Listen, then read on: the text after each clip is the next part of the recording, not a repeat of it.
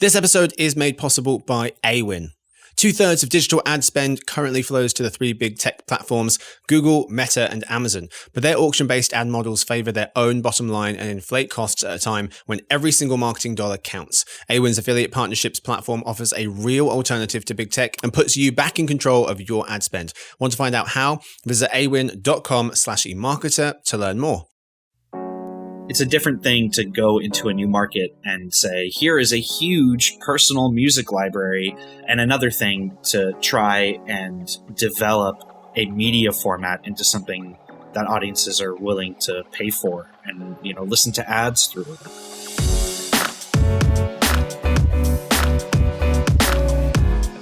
Hey gang, it's Monday, August 14th. Daniel and listeners, welcome to the Behind the Numbers Daily, an eMarketer podcast made possible by Awin. I'm Marcus, and today I'm joined by one of our analysts on the marketing and advertising briefing based out of New York.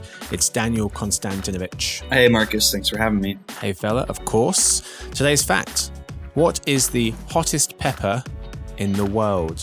If you don't know, you can phone a friend, that friend being Victoria, who edits the show, who's also listening. Oh my gosh, I actually don't know. It's not the ghost pepper. I feel like every year, actually, instead of answering the question, I'm going to do a type 5 on how every year they come up with a new hot pepper that's the hottest pepper, hotter than the previous hottest pepper. And then they turn it into a chip, and there's a single chip that's made of the hottest pepper. And people eat it on the internet and suffer. So that's a no. Daniel doesn't. Yeah, no. I don't know. I'm trying to change the topic. Distract from the fact that Victoria, do you know what it is? I actually don't know what it is. It is the Carolina Reaper. Yeah, that's right. I did know that. I knew that too. Of course. So currently the hottest pepper in the world, according to Guinness World Records, measuring over 1.6 million Scoville heat units. So it's a scale that was created early 1900s, I think. So SHUs, Scoville heat units. The Reaper is 1.6 million. Jalapeno peppers average about 5,000 SHUs. So a Carolina Reaper would be 300 times hotter than a jalapeno pepper. Nope. It could burn a hole in your esophagus. Yeah, no thank you. Yeah. One time when I was a kid, my older brother told me a jalapeno was a green grape. My parents thought it was hysterical. Looks just like one. Terrible parenting. How are you guys confusing a jalapeno with a green grape? No, he told me it was so that I would eat it without knowing. He's a terrible person. Anyway, today's real topic: why Spotify is struggling to monetize all these new users.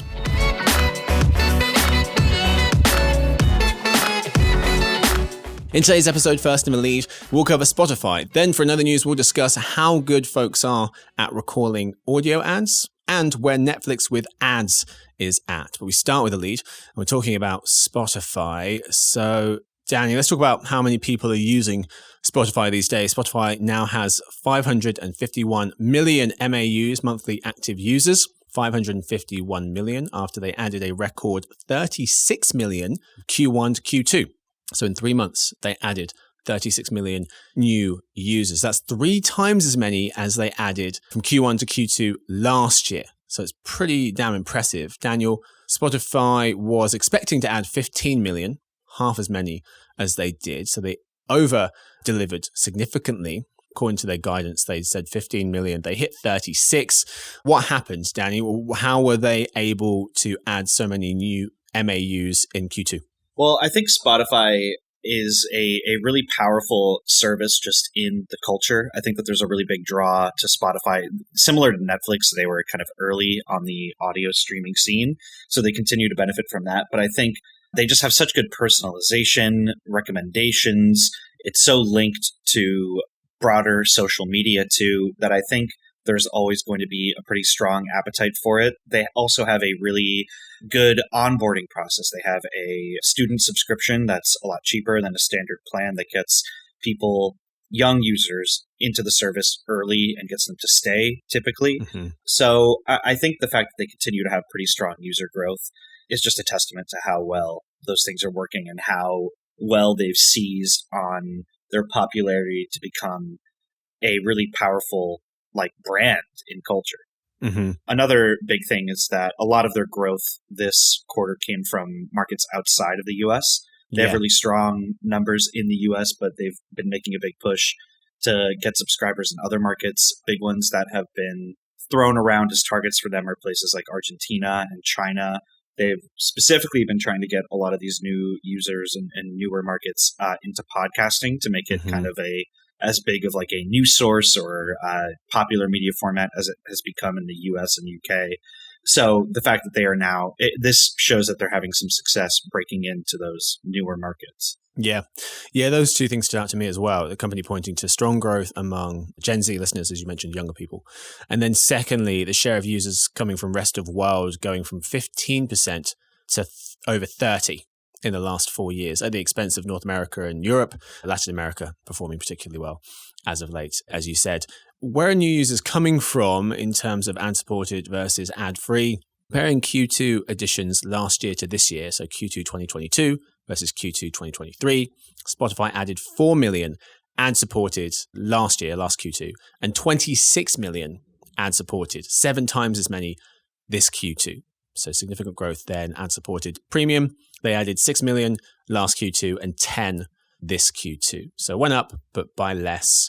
Premium subscribers continue to account for a smaller and smaller share of its total ad-supported, accounting for more and more. Premium subscribers used to account for 46% of the total back in Q2 2020. Today, it's just below 40%. So that's going down. Let's move to the money they made, Danny. So revenue growth was 11%. That's half of the growth it saw in Q2 last year. So the money side was less great. The company made $3.5 billion in the quarter, though. Why was Spotify's Q2 revenue growth the lowest it's ever seen? I think it's a number of things. I think the main issue is that Spotify doesn't really have the most diverse revenue streams. You know, it gets pretty much all of it from subscriptions or from advertising. And they've really struggled to find new revenue streams. You know, they have all of these new services like a AI DJ, they're getting into audiobooks, but they haven't really figured out how to get more money out of those things. Things like audiobooks still have to be bought individually. There's not, you know, like a fold-in subscription service or pay a little extra a month and get access to the audiobook library or anything like that yet. They're still figuring out a lot of kinks there. And now with interest rates being a lot higher and users trying to cut back a little bit on subscription expenses, I think it makes sense that things have slowed down a little bit. And I know we'll also talk about the price increase. I think that's also part of why they had to raise prices, right? It's because they need to, they're struggling to find new places to get money from. So they need to show that the existing things can continue to provide increasing returns. Can this new tier that they're expecting, or people are expecting them to launch this new higher quality audio tier, I don't know, pay $20 a month and you get this kind of superior level of audio quality from your Spotify subscription. Can that move the needle? You know, I'm not sure, to be honest. I think there are definitely people who will pay for it. It definitely has an audience of, you know, audiophiles. But if you think about like the types of things that most Spotify users are probably listening from, like computers or, you know, AirPods or just like wired headphones, the audio quality is not always the best. So would you really, as a user, notice the big jump in audio quality if you don't have, you know, hardware that can take advantage of it? I'm not sure. It'll definitely be like a tiny bump, and it's a feature that's been requested for a long time. But I think another thing that's going to make it difficult is that Spotify's competitors offer the high quality audio for much less, or sometimes as like a basic bonus to the subscription, you know? Yeah. So is it really going to be that enticing as a Spotify user to bump your monthly fee up from $10 to $20 to get something that all the other audio services are offering just for entering? Yeah. So revenue growth, as I mentioned, 11% year on year in Q2. Pretty balanced between the two different revenue streams that you mentioned. Revenue from ads was up 12. Revenue from subscriptions was up 11. Both figures much smaller than last Q2. They got to do something because the company's average revenue per user is going in the wrong direction, down 6% year on year as they added a lot of people, but were struggling to monetize those people. Let's talk about that price increase, which you quickly alluded to just there. After 12 years, the price of Spotify Premium is increasing in the US. The subscription will now cost $11 a month. The cost of its Duo plan will go from 13 to 15. Family goes from 16 to 17, and the student one from 5 to 6. Danny, what impact will Spotify's price increase have, if anything? I think it'll definitely have an impact on new subscriptions in the next couple of quarters. I think they'll probably slow down a little bit. Spotify itself has said that it expects that they're going to slow down because of the price increase.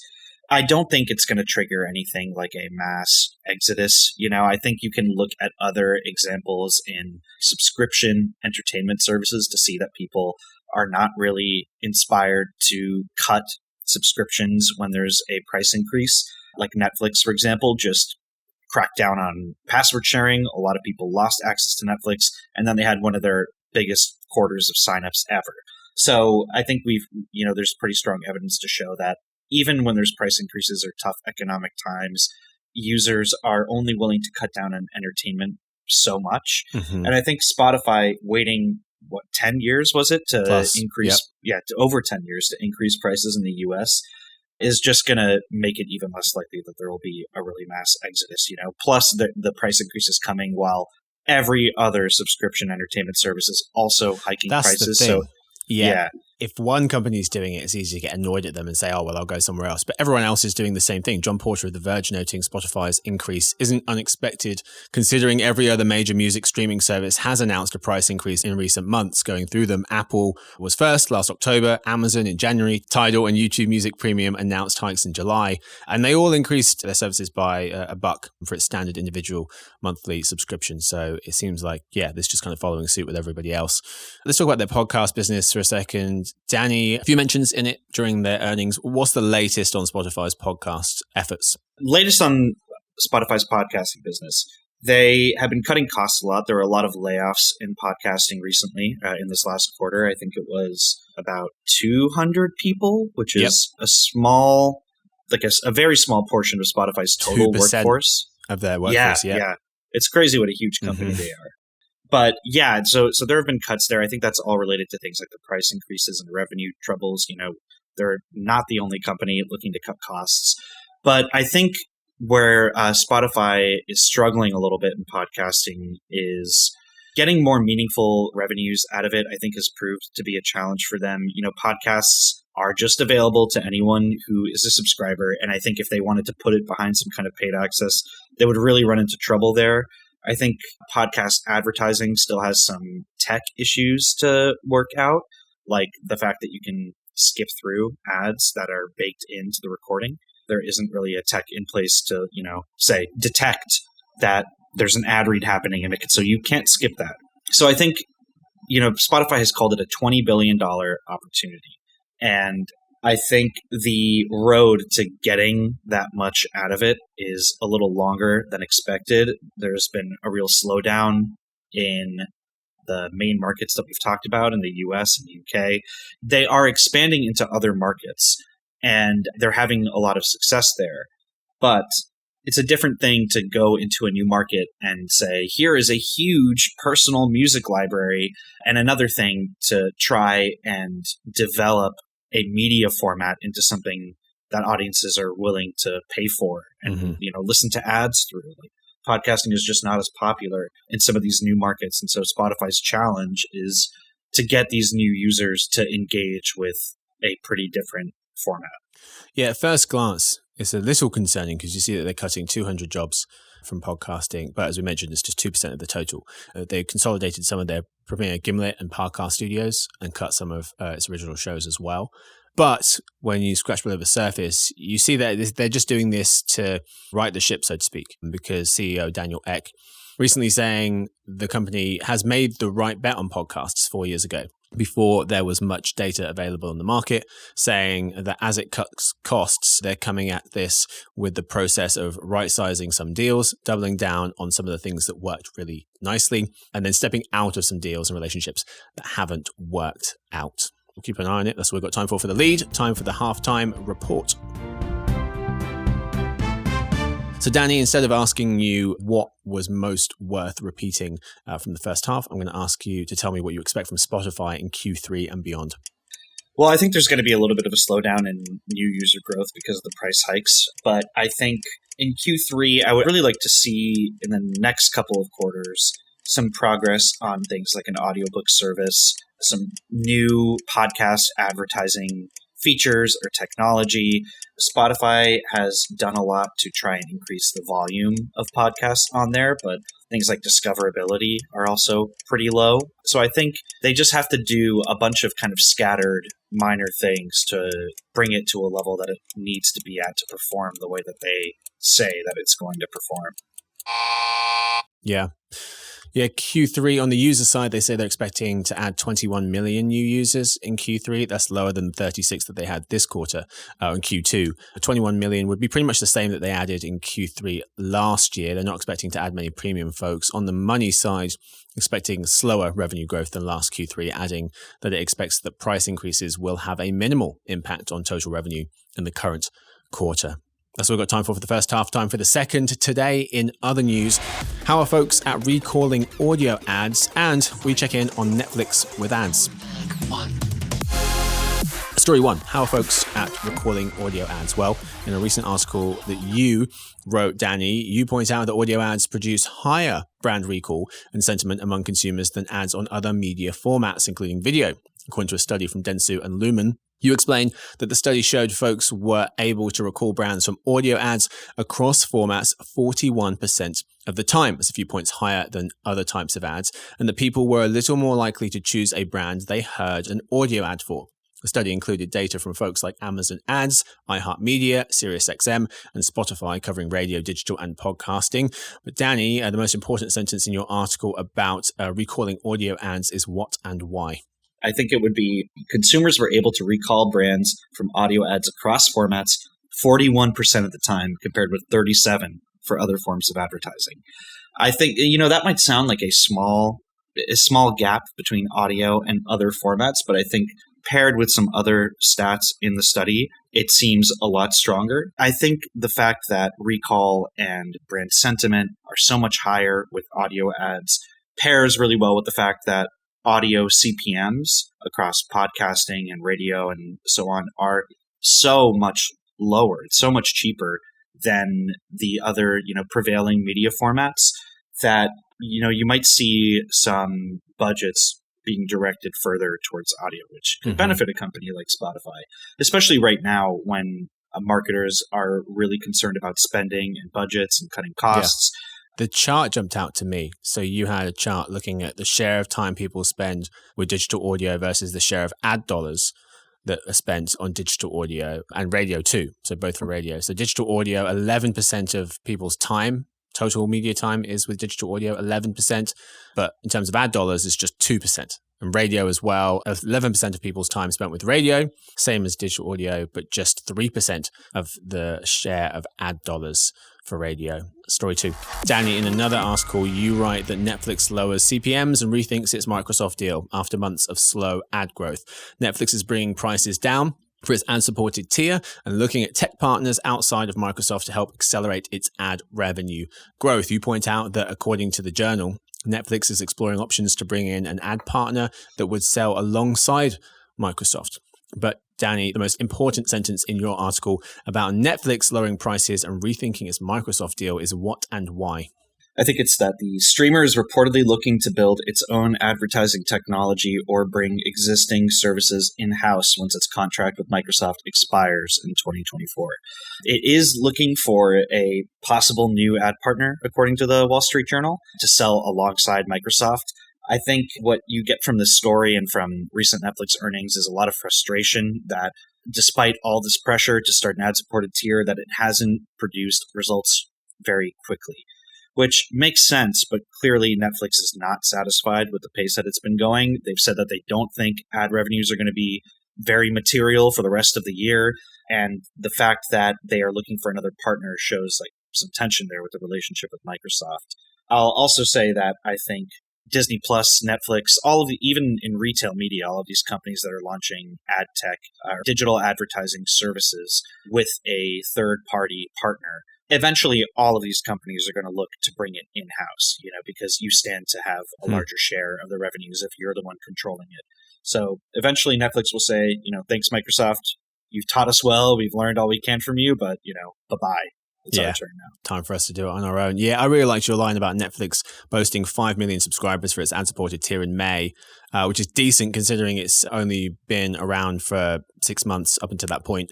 But that number, that 5 million number, is still too low for advertisers to commit significant spending to the platform. We expect Netflix to make $1.3 billion from ads by 2025, in the year 2025. That's kind of Instacart, Spotify, Twitter kind of ad dollars. But this year, not expecting to make very much from advertising at all. That's all we've got time for this episode. Thank you so much, Daniel, for hanging out today. Yeah, thanks for having me. It's always fun. Of course. Yes, sir. Thank you to Victoria, who edits the show, James, who copy edits it, and Stuart, who runs the team. Thanks to everyone for listening in. We'll hopefully see you guys tomorrow for the Behind the Numbers Daily, Listening Marketer podcast made possible by Awin.